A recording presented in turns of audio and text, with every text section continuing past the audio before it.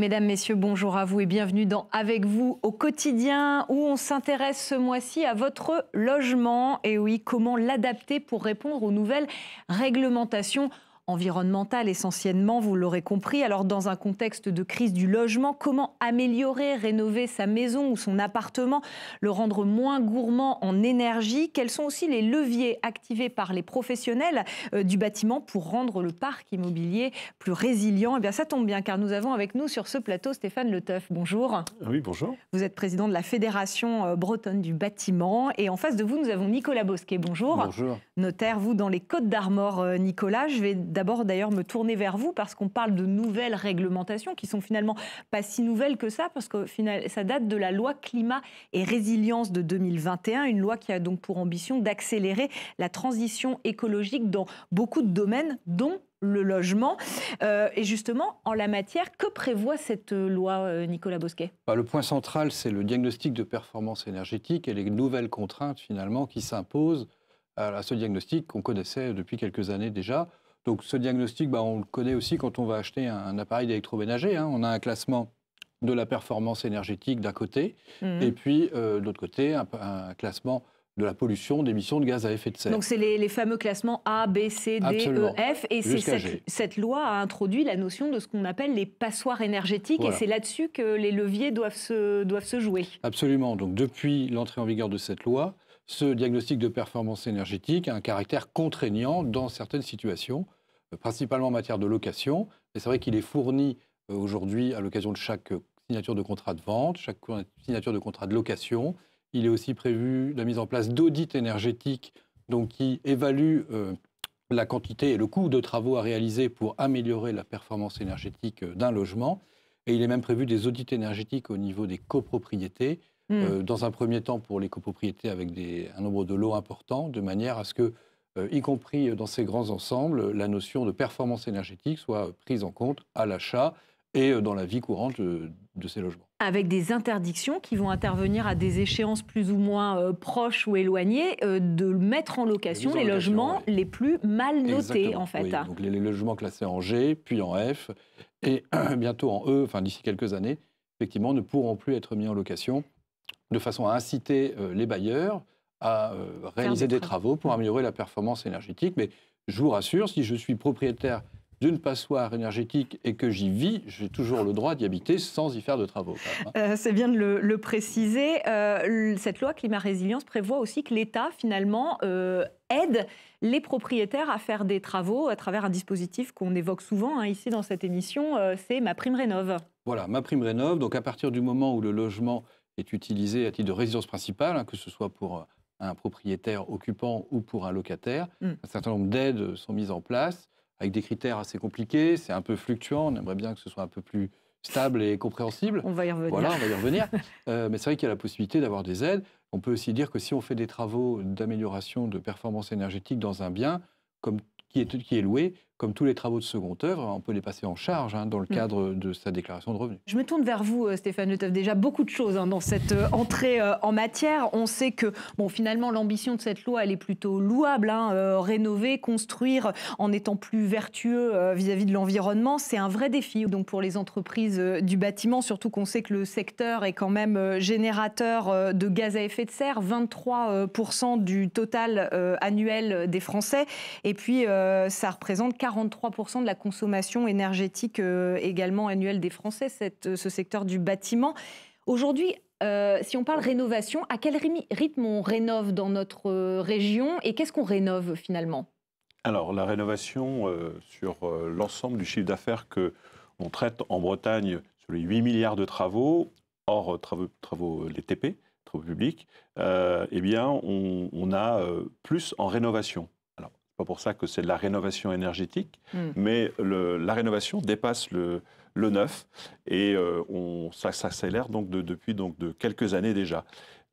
C'est vrai que le gouvernement a fait le choix d'aider les ménages pour pouvoir rénover leurs biens, donc c'est une très bonne chose et pour pouvoir bien sûr déjà diminuer bien sûr leur facture énergétique, mais de-delà de ça bien sûr de moins émettre de gaz à effet de serre. Alors, on a bien sûr tout ce dispositif qui a été mis en place par le gouvernement qui a mis un petit peu de temps avec des problèmes d'abord de logiciel, qui n'a pas été sur le logiciel pour voir déjà s'il pouvait avoir des aides. On parle là de ma prime rénov, qu'on a effleuré il y a un moment. Donc tout le monde, bien sûr, a essayé d'aller sur le logiciel. Tant bien que mal, donc ça a fonctionné. Et puis le gouvernement a changé la donne dernièrement pour pouvoir ou imposer non plus le monogeste, c'est-à-dire qu'on pouvait très bien auparavant faire d'abord peut-être l'isolation, puis après pourquoi pas faire une pompe à chaleur. Et le gouvernement a dit que c'est terminé, maintenant c'est la rénovation globale. Donc depuis le mois de janvier, eh bien, tout s'est arrêté. Les entreprises aujourd'hui attendent les clients qui souhaitent faire de la rénovation, parce qu'il y a aussi des clients qui souhaitent faire rénover leurs biens, que ce soit à titre privé ou pour des locataires. Et là, dernièrement, il y a un mois, le gouvernement est revenu en arrière. Donc même nous, les artisans, on est un petit peu perdus. On est perdus aussi, et on souhaite que ça se stabilise pour aider bien sûr nos clients à rénover. Maintenant, attention, ce que je voudrais quand même alerter beaucoup de téléspectateurs, c'est de faire attention avec qui ils travaillent. Parce que nous avons au sein de la Bretagne des artisans qui sont agréés pour pouvoir faire ces travaux. On appelle ça les fameux RGE, retenus garants de l'environnement. Et ces artisans sont là pour vous aider à faire vos travaux. Attention, comme je le dis, aux éco-délinquants. Je pense que beaucoup de téléspectateurs sont appelés régulièrement pour proposer... C'est le démarchage téléphonique, l'isolation à 1 euro. À 1 euro, on continue donc avec des travaux à 1 euro, on vous fait la chaudière, on vous fait l'isolation, on vous fait tout à 0 euro. Attention. Là. Attention, warning. Attention, arnaque. Arnaque, avec des sociétés qui sont très, très structurées, qui vous relancent, qui vous appellent. Attention. Donc, votre conseil, vérifier que l'artisan soit du local RGE. Et qu'il ait bien son siège social à côté de chez vous. Parce que lorsque votre pompe à chaleur va tomber en panne, eh bien, vous serez bien content de trouver donc l'artisan qui vous l'a mis en place et qui sera à côté de vous pour vous dépanner dans les plus brefs délais. On va revenir sur ces artisans, mais on le comprend. Donc, une rénovation du parc qui se fait des rythmes un peu avec des stop and go à cause aussi de cette fameuse prime rénov qui change régulièrement de critères. Sachez que le logiciel, on parlait de logiciel tout à l'heure, avec ce stop and go, il n'est pas à jour encore. Donc, ça va encore changer.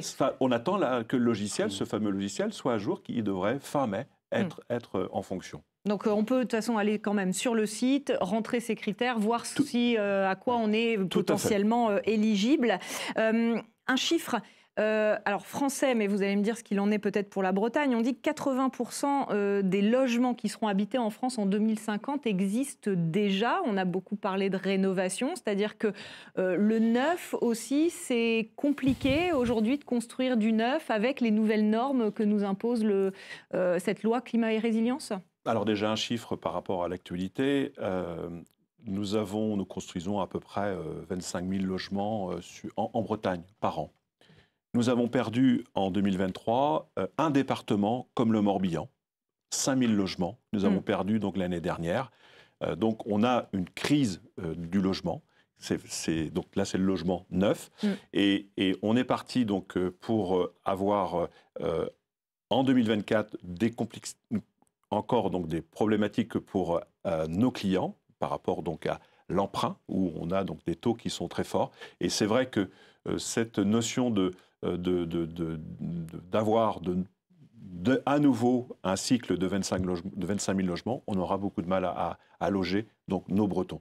Nicolas Bosquet, je voulais vous poser une question parce qu'on parlait tout à l'heure de rénovation, de passoires énergétiques. Aujourd'hui, est-ce qu'il y a des opportunités pour des investisseurs d'acquérir ce type de logement avec peut-être, vous le disiez, il y a une décote, ils sont moins chers. Oui. Bon, après, il faut faire les travaux. Voilà, après, il faut faire les travaux. C'est un peu le propos que je tenais tout à l'heure.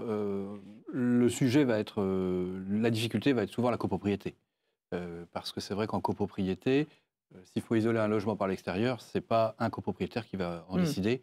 Ça peut nécessiter des travaux lourds au niveau de l'ensemble immobilier qui nécessitent à ce moment-là un emprunt collectif par l'ensemble des copropriétaires, chacun n'ayant pas la possibilité de payer les plusieurs milliers d'euros nécessaires à l'instant. Donc c'est vrai que là-dessus, il y a un sujet. Donc effectivement, si je suis seul propriétaire du bien, même s'il y a plusieurs appartements, je peux maîtriser. Effectivement, il y a un marché d'investisseurs pour ce type de bien, qui semble s'être un petit peu ralenti quand même en 2024. Hein. En 2023, il y avait des recherches sur ce type de bien, moins en 2024, mais ça existe. Oui, mais prudence, dites-vous, parce qu'à la fois, on ne sait pas trop dans quoi on s'engage si on est plusieurs dans le bien. Et alors, puis, comme avec aussi ces dispositifs qui changent régulièrement, on n'est pas sûr de l'argent qu'on pourra ou des subventions qu'on pourra avoir. Au moment où j'ai pris ma décision, la règle permettait d'obtenir certaines aides. Et puis finalement, lorsque je vais vouloir mettre en œuvre mes travaux, ces aides auront disparu ou auront été rognées. Donc c'est sûr que ce n'est pas quelque chose qui incite à l'investissement. On parlait tout à l'heure des artisans et des professionnels du bâtiment qui sont donc en ordre de marche pour changer leurs pratiques, pour s'adapter à ces nouvelles réglementations. Eh bien, on va voir un exemple dans le Finistère, à Dirinon. Là-bas, un chantier un peu particulier est en cours. Une ancienne résidence senior est en train de faire peau neuve, tout en capitalisant sur l'existant. On vous explique tout dans ce reportage signé Maël Delmure. C'est une rénovation pas comme les autres. À Dirinon, le réemploi des ardoises et des menuiseries sont la priorité.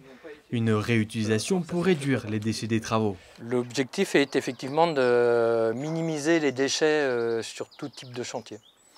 Donc, et le fait d'éviter ces déchets et de réemployer évite aussi une fabrication nouvelle d'une menuiserie. C'est un bienfait pour la planète, on va dire, plutôt que d'enfouir, de continuer de jeter, de démolir, de casser. La loi AGEC oblige depuis le début de l'année la filière du BTP à utiliser du réouvrage, une obligation qui valorise les matières premières déjà présentes. Souvent, les matériaux anciennement mis étaient de qualité.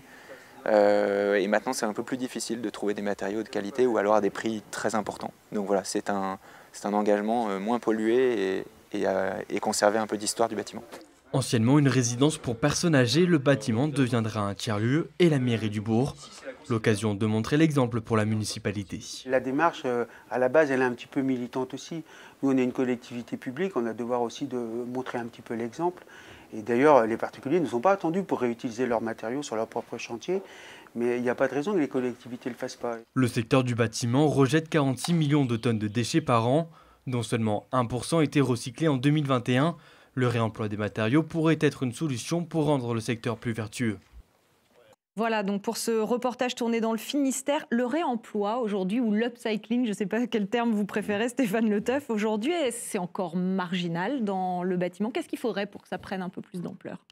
Eh bien, c'est quelque chose qui, je sais pas, presque d'actualité dans nos métiers. Alors, on ne parle plus de démolition, on parle de déconstruction. Et on va donc réutiliser l'ensemble maintenant au maximum des matériaux pour pouvoir les réutiliser dans le neuf. Il y a un vrai enjeu parce qu'on sait aussi qu'il y a eu des pénuries de matériaux dans le bâtiment. Il y a pas... Le bois bien sûr pour la Bretagne. On pensait avoir quelques forêts qui puissent... utiliser et construire quelques maisons. Ce n'est pas le cas. En Bretagne, nous sommes les champions de France de la palette en bois, mais pour construire des maisons, ça sera un peu compliqué. Donc c'est vrai que nous avons très peu de ressources et les ressources sont peut-être déjà celles que l'on a déjà. Donc ces ressources... Donc réutiliser du bois, de l'isolation. Et alors, je suis électricien, on peut réutiliser aussi des tableaux électriques, des luminaires. Et tous ces produits-là, alors, les bailleurs sociaux sont les premiers aujourd'hui à travailler vraiment dans ces nouvelles techniques où on va réutiliser, mettre de côté, stocker ces produits, les refaire certifier, les refaire agréer. Donc ça, c'est vrai que ça va coûter un petit peu cher de réassurer parce que l'assurance va peut-être demander un peu plus cher qu'un produit neuf pour pouvoir l'utiliser peut-être 10 ans, donner 10 ans plus. C'est un peu contre-intuitif. Aujourd'hui, faire du réemploi, ça coûte plus cher que de faire du neuf. Ça coûte plus cher. C'est vrai qu'on va se dire, je vais avoir des portes chez moi, 5 portes différentes, je vais avoir peut-être du carrelage, je vais peut-être réutiliser de l'isolation. C'est plus cher pour l'instant. Et pourquoi ? Bien, parce qu'aujourd'hui, il faut jouer sur toute cette manutention, sur toute cette logistique. Et on devra travailler aussi avec des startups pour savoir où sont ces différents stocks, pour pouvoir avoir des milliers de mètres carrés.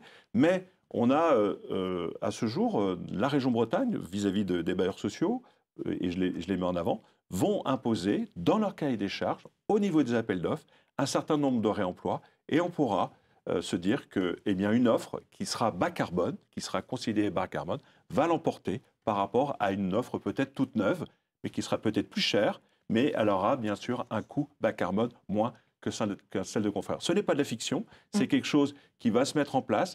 Attention, il ne faut peut-être pas aller trop vite, mais c'est des choses qui, dans le futur, je pense, seront d'actualité. Ouais, structuration donc des filières pour que ces coûts baissent, et puis les gens, il faut qu'ils soient aussi capables d'accepter de ce réemploi.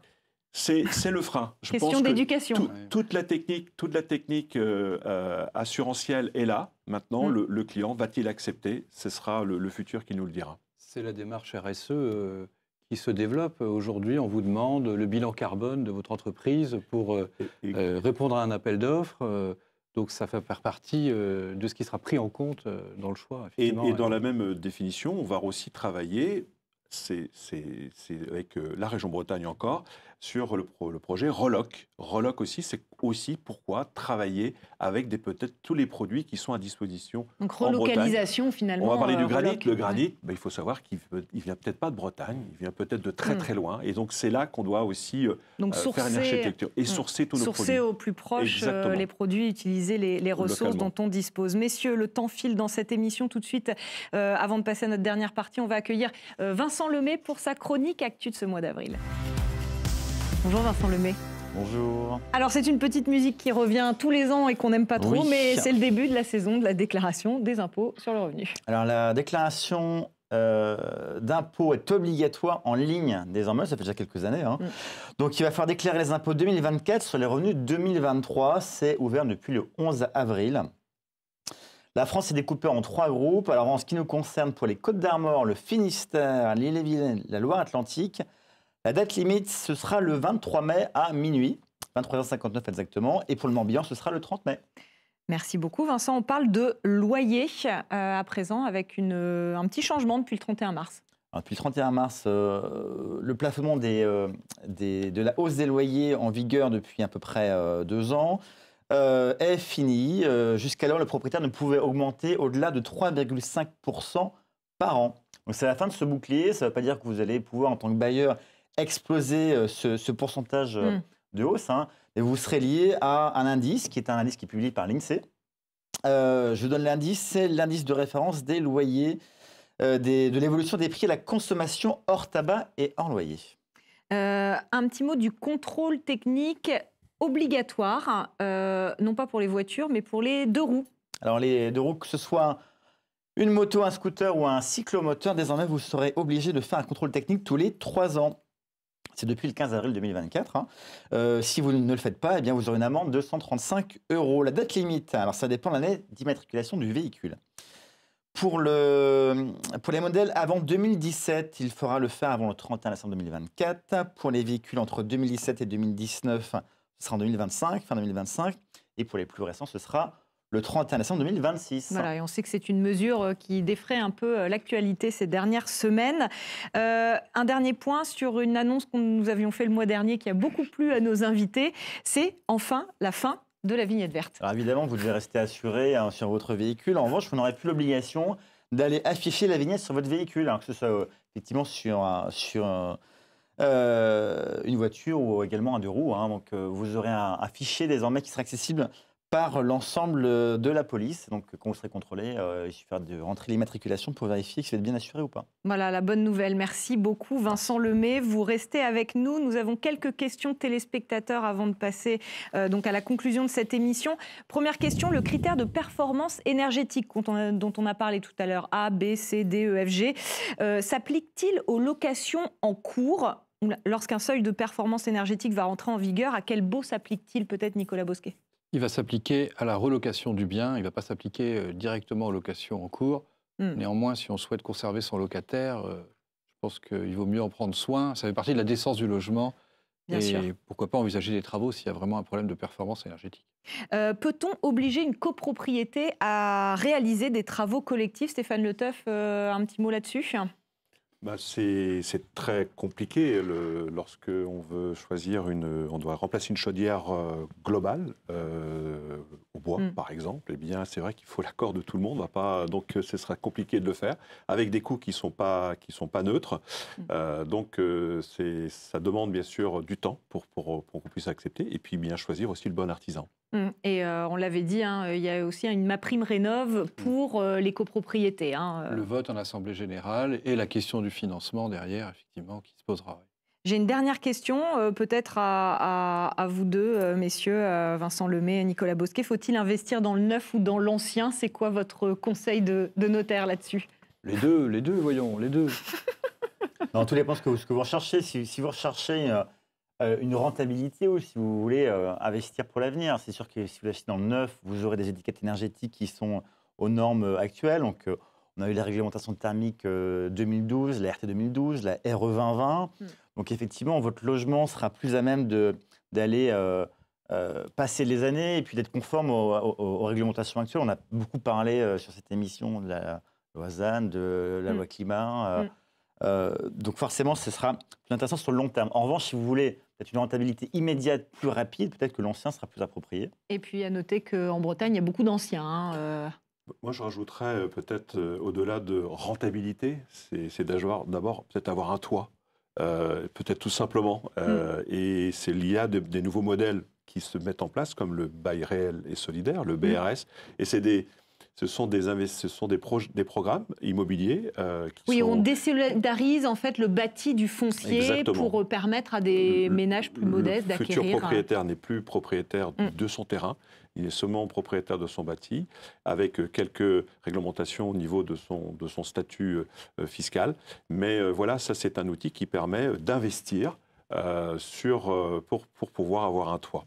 Je voudrais qu'on termine, ça va être c'est un défi que je vous demande là, puisque vous l'avez évoqué, Vincent, la fameuse loi ZAN, zéro artificialisation nette, qui est quelque chose qui est peut-être encore peu connu du grand public. C'est une loi qui prévoit qu'en France, en 2050, on ne pourra plus artificialiser de terre. L'idée, c'est de préserver les terres agricoles, les espaces forestiers, les espaces naturels. D'ici 2030, déjà, les communes sont mises au régime. Elles ne peuvent plus construire que sur la moitié de ce qu'elles ont déjà construit sur les 10 dernières années. Je prends un exemple, à Binic, si on a artificialisé 10 hectares sur les 10 dernières années, on ne peut plus en faire que 5. Vous dites que voilà, c'est un vrai défi pour l'avenir. Stéphane Le Tup, rapidement. Rapidement, on pourra rester des heures sur cette zéro artificialisation. 8 962 hectares sont attribués pour la Bretagne. On va retirer 1000 hectares, 1100 hectares qui sont des projets d'environnement nationaux. Donc il va rester à peu près 7000 hectares pour construire, 7000 terrains de foot. La photographie a été faite en 2021, donc depuis on a rogné déjà une grande partie de cette possibilité de construire. Maintenant, ça va être très compliqué de loger des nouveaux Bretons. Il va falloir densifier la ville. Il faudra être habitué, bien sûr, à voir peut-être dans des bourgs une élévation de quelques étages. Des petits collectifs. Qui vont se mettre en place. Et je pense que y compris pour la mobilité, je crois que ce sont des bonnes choses. Donc oui, le parcours, le paysage breton risque de changer, tout en préservant bien sûr le littoral auquel on est cher, on y tient beaucoup. Mais oui, cette zéro artificialisation, on n'a pas fini d'entendre parler. Nicolas Bosquet, ça va rajouter de la tension, sans doute. Oui, alors évidemment, on va limiter le nombre de biens sur le marché, ce qui va faire mécaniquement augmenter les prix. C'est concrètement le modèle traditionnel du lotissement avec le pavillon qui est ici mis en péril. C'est presque terminé. On peut penser qu'on pourrait avoir une application peut-être diversifiée sur notre territoire qui est vaste. Le problème ne se pose pas de la même manière en périphérie rennaise que dans certains secteurs du Finistère, des Côtes-d'Armor. Il y a sûrement un raisonnement plus spécifique par zone, en précisant les choses à avoir, parce que quand on vient chercher une maison en Bretagne ou un logement en Bretagne, on cherche une maison avec un terrain, donc c'est vrai qu'il y a quand même un sujet. Voilà. Il y reste encore. On peut encore construire. Il faut rassurer aussi les Bretons. On peut construire. Certes, ce ne sont plus sur des grandes parcelles. Les nouveaux lotissements font 250 mètres carrés, mais on pourra toujours avoir son terrain. Voilà, des changements de pratique, des changements de mentalité sans doute aussi à aborder dans cette question du logement pour les années à venir. Merci à tous les trois d'avoir répondu à ces questions autour de l'adaptation du logement. On se retrouve le mois prochain dans Avec vous au quotidien pour une toute autre thématique. À bientôt.